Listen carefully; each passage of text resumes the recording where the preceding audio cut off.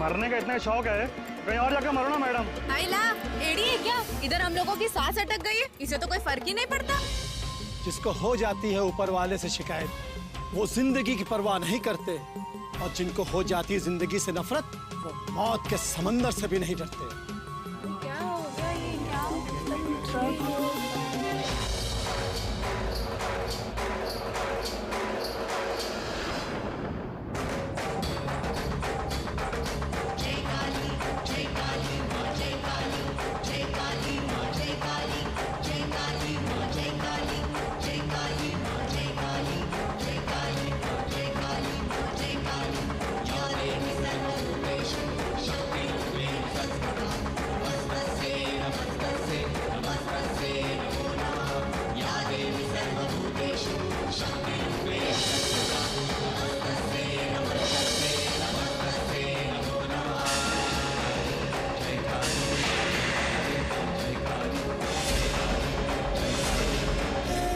बहुत खुश है ना आप मुझे इस हाल में देखकर? मेरी बर्बादी ही तो आपका मकसद था ना? अपनों के बीच भी बेगाना बनाकर मुझे इसलिए रखा ताकि मेरी बेबसी, मेरी मजबूरी का तमाशा बना सके। तो देखिए तमाशा और हंसिए मुझ पर, क्योंकि जिस दिन के लिए आपने मुझे पैदा किया था वो दिन आ ही चुका है। मेरा बच्चा, मेरा प्यार, मेरा घर कुछ भी नहीं रहा, मेरे पास कुछ नहीं। क्यों किया आपने ऐसा? मैं पूछती हूँ क्यों? एक बच्चा जब पैदा होता तो उसके माँ बाप उसे अपने हाथों में उठा लेते, उसकी सूरत में अपनी सूरत ढूंढते हैं। लेकिन मेरे पिता ने तो मेरी सूरत देखने तक से इनकार कर दिया। इस बच्ची का इस दुनिया में आते ही मेरी किरण मुझसे छिन गई। मैं उस बच्चे की शक्ल नहीं देखना चाहता, क्योंकि मुझे इस दुनिया में लाने की कीमत आपने मेरी माँ की जान लेकर वसूल की। मेरे पिता इस सदमे को सह नहीं पाए, और एक बाप ने अपनी बेटी का नाम रखने से पहले उसे वो नाम दे डाला जो उसकी हस्ती तक में शामिल हो। मनहूस, मेरे पिता के मुंह से निकला हुआ पहला शब्द मनहूस। मैं तो ये तक नहीं जानती थी कि इस शब्द का क्या मतलब होता है, लेकिन आपकी दी हुई जिंदगी ने मुझे ये सिखाया कि मनहूस एक ऐसा इंसान होता है जिसकी जिंदगी में कभी कोई खुशी नहीं आती। हाँ, अगर कुछ आता है तो सिर्फ नफरत और तिरस्कार, और वो मुझे खूब मिला।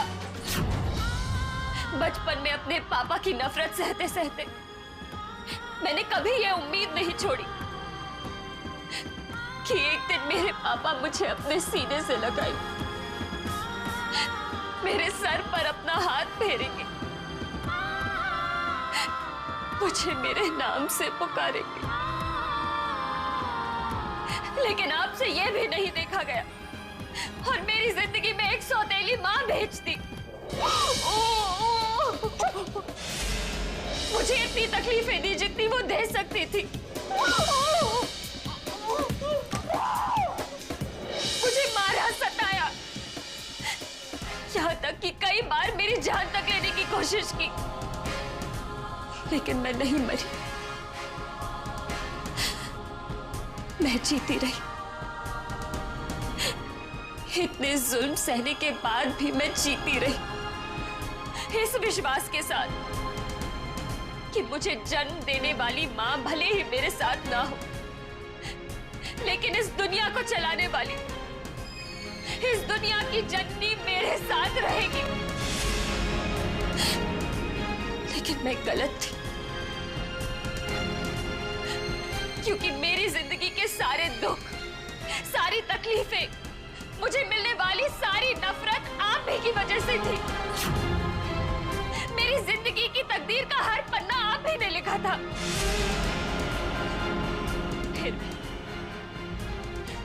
फिर भी मैंने आप पर से अपने विश्वास को हिलने नहीं दिया, ये सोचकर कि मेरी श्रद्धा और मेरी निष्ठा किसी ना किसी दिन आपको पिघला ही देगी। लेकिन मैं हार गई।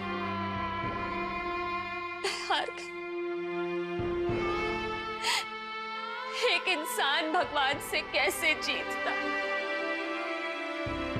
लोग अपनी उम्र को बीते हुए दिन, महीने और सालों से गिनते, लेकिन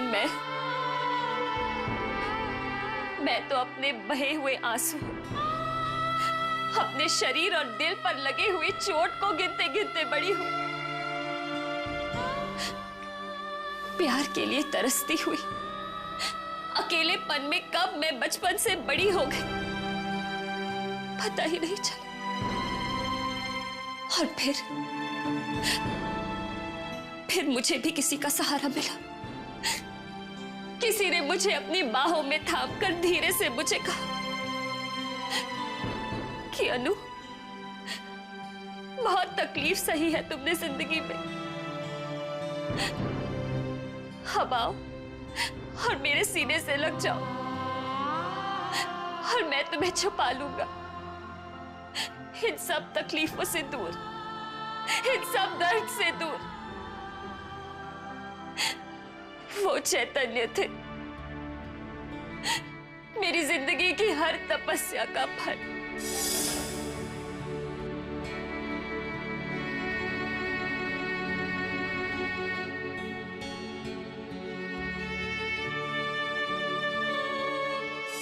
जब मेरी डोली चैतन्य के घर पर पहुंची तो मैं खुशी से पागल हो गई। आपको बहुत याद किया मैंने, मन ही मन पागलों की तरह आपका शुक्रिया अदा करती रही। समझ में नहीं आ रहा था कि इतनी खुशियां मैं संभाल भी पाऊंगी कि नहीं। एक डर सा था मन में, और आपने मेरे उस डर को सही साबित कर दिया। आपने मुझसे चैतन्य को छीन लिया, मुझे विधवा बना दिया आपने, विधवा।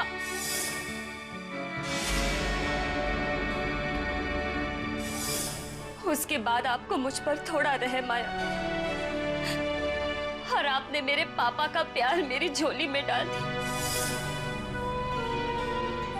और फिर दक्ष, एक बार फिर से बाबुल के घर से मेरी डोली उठी।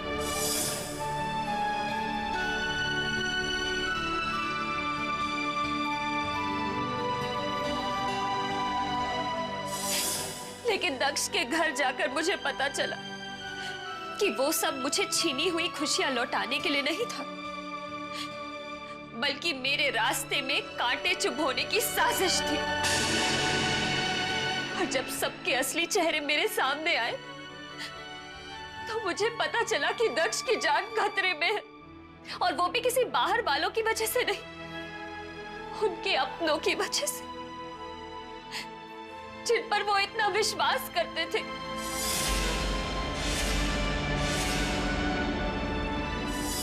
रात को अचानक उठकर बैठ जाती थी कि मेरे पति तो ठीक है ना, उन्हें कुछ हुआ तो नहीं। मैंने अपनी लड़ाई खुद लड़ी, अपने पति की ढाल बनकर अपने सिंदूर की रक्षा की मैंने, और धीरे धीरे सब ठीक हो गया। तकदीर एक बार मुझ पर फिर से मेहरबान हुई जब मुझे ये पता चला कि मेरी कोख में दक्ष का अंश सांसें ले रहा है। अनुपमा जी मां बनने वाली हैं। मेरी जिंदगी भर की तकलीफों के बदले आपने मुझे जिंदगी भर की खुशियां दे दी थी, लेकिन नहीं, आपसे मेरी वो खुशी भी नहीं देखी गई। और इससे पहले कि मुझे मां कहने वाला इस दुनिया में जन्म लेता, आपने उसे भी मुझसे छीन लिया। इस एक्सीडेंट में आपका बच्चा नहीं रहा, ये कभी माँ नहीं बन पाएंगी। एक माँ होकर माँ बनने का हक तक छीन लिया आपने। बांझ बना दिया मुझे, बांझ। एक माँ होकर माँ बनने का हक तक छीन लिया आपने। बांझ बना दिया मुझे, बांझ।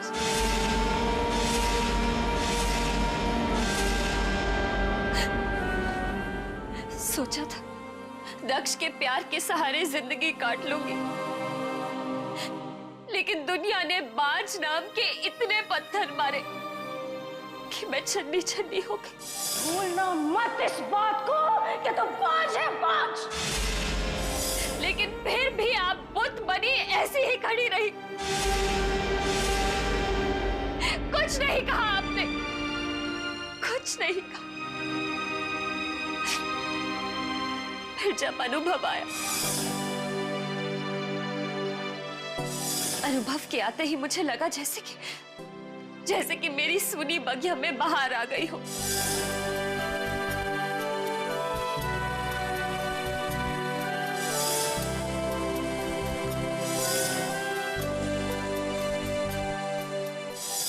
लेकिन आपसे मेरी वो खुशी भी नहीं देखी गई। मुझे बच्चा दिया तो मेरे पति को छीन लिया। दक्ष मुझे छोड़कर चले गए। अलविदा, अब हम कभी नहीं मिलेंगे, कभी भी नहीं। और फिर आपने रूपाली को भेज दिया, कृष्ण की देवकी को भेज दिया, जबकि उस कृष्ण की यशोदा बनना ही मेरी जिंदगी का मकसद बन चुका था। कितना तड़पी मैं, कितना रोई। इंसान भी कितने बेवकूफ होते हैं। एक पत्थर को मूर्ति मानकर उसे पूजने लगते हैं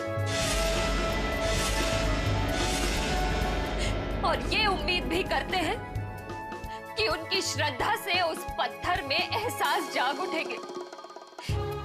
लेकिन सच तो ये है कि पत्थर पत्थर ही होता है, उसमें एहसास जाग ही नहीं सकते। आप भी वही हैं। एक पत्थर है आप माँ, एक पत्थर है जिस पर किसी के आंसुओं का कोई फर्क नहीं पड़ता, कोई असर नहीं पड़ता।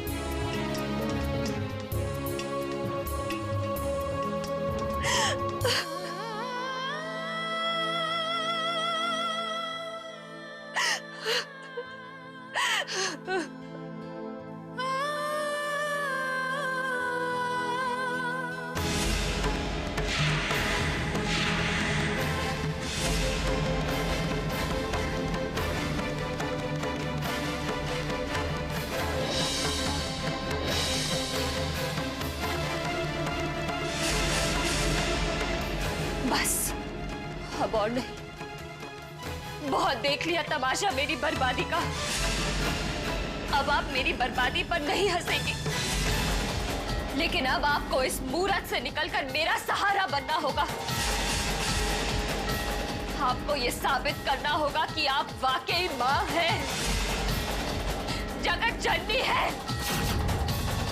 अब तक आप मेरी बहुत परीक्षा लेती आई हैं और मैं देती आई, लेकिन अब परीक्षा देने की बारी आपकी है। चुनौती देती हूं मैं आपको कि अगर आप सच में हैं, तो अपने होने को साबित करिए। साबित करिए कि इस मूर्ति में जो दिल है वो एक माँ का है, उस माँ का जो अपने बच्चे की एक पुकार सुनते ही दौड़ी चली आती है, उसकी मदद कर दे, उसको सहारा दे दे।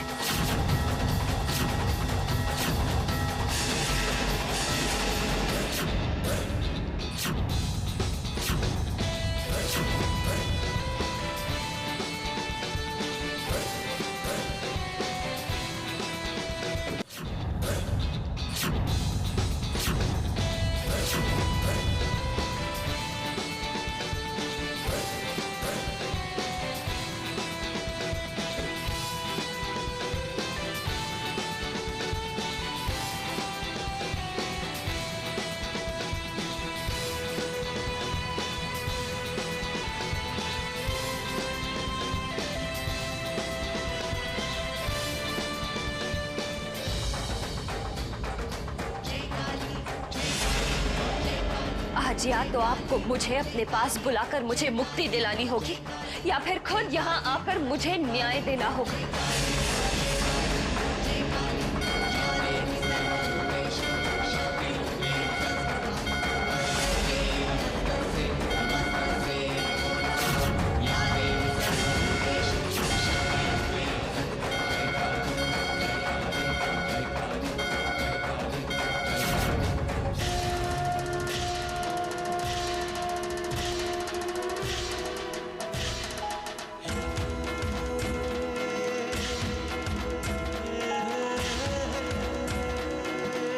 तुझे आना ही होगा।